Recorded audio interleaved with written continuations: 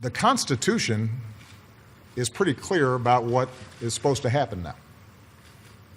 When there is a vacancy on the Supreme Court, the President of the United States is to nominate someone.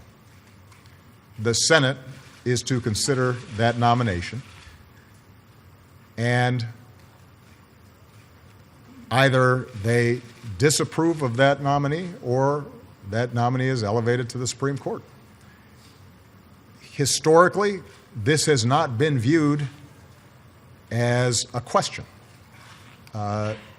There's no unwritten law that says that it can only be done on off years. That's not in the constitutional text. I'm amused when I hear people who claim to be strict interpreters of the Constitution suddenly reading into it a whole series of provisions that are not there.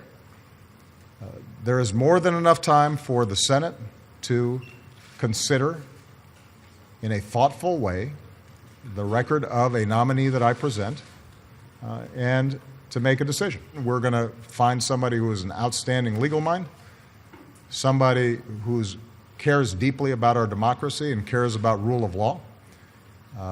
There's not going to be any particular position on a particular issue that determines whether or not I nominate them, but I'm going to present somebody who indisputably is qualified for the seat, and any fair-minded person, even somebody who disagreed with my politics, would say would serve with honor and integrity on the court.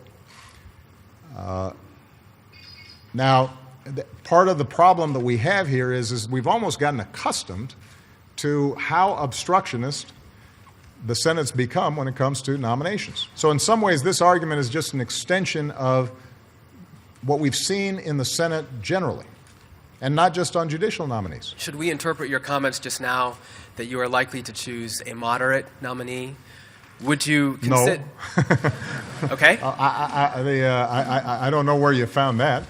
You shouldn't assume anything about the qualifications of the nominee other than they're going to be well qualified.